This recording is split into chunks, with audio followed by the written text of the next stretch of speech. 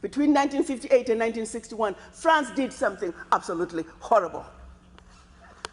France made the Francophone African countries, and I don't even want to use that terminology, but I only use it for the purposes of conversation. The 14 countries which were formally, but still colonized by the French, they were forced to sign a document that they called the Pact for the Continuation of Colonization. You heard me. The Pact for this continuation of colonization. If you want your independence, you must sign this.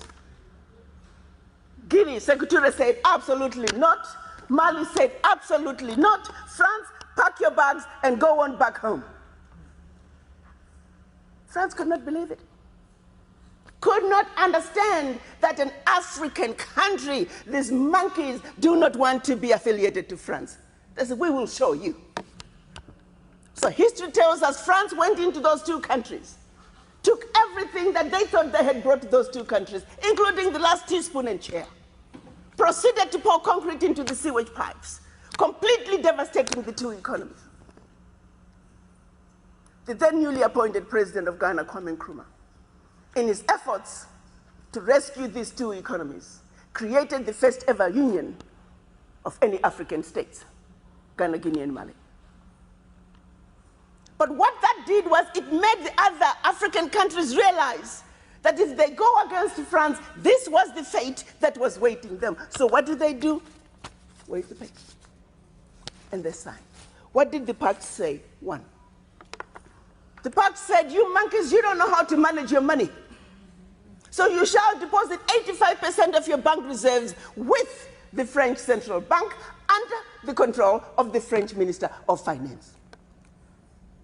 And that France is going to take your deposits from the individual countries, pool them together, invest them in the French stock market under the French name.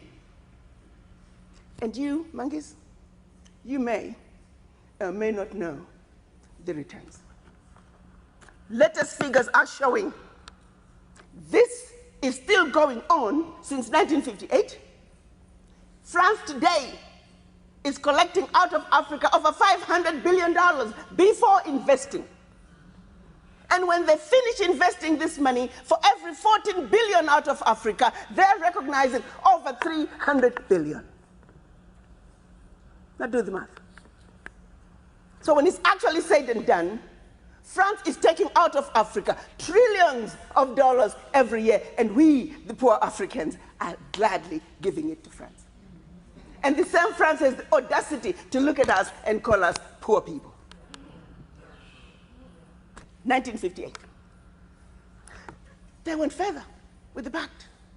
You see, we will also print your own money. We will print your money for you. They instituted what they were calling the CFA, special currency for the African countries, and that only France can print that money for you. They went on to say all the contracts, large contracts, public and private, French companies have the first right of refusal. All your minerals discovered, yet to be discovered, France has the first right of refusal. Now, my brothers and sisters, if one of you was to wake up one morning and you're president of one of those countries, and your chief of staff walks in first day and starts reading you out the do's and don'ts as stipulated by the Pact for the Continuation of Colonization, what power do you have? None. And the same countries that are stealing from Africa, they have the audacity to look at Africa and say, Africans, what's wrong with you? Why can't you all take care of yourselves?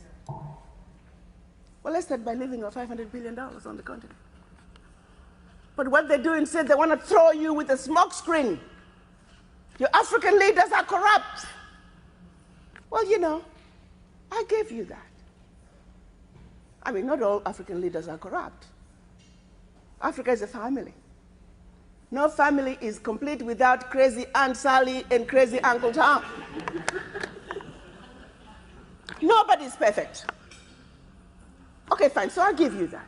Their own figures are saying 50 billion is getting out of Africa from corruption. Fine, I give you that. But you do not want me to engage in a conversation that's solely limited to the $50 billion out of Africa through corruption. First, you don't tell me where it's going. You simply tell me it's getting out of Africa. But secondly, there's a bigger thief. You got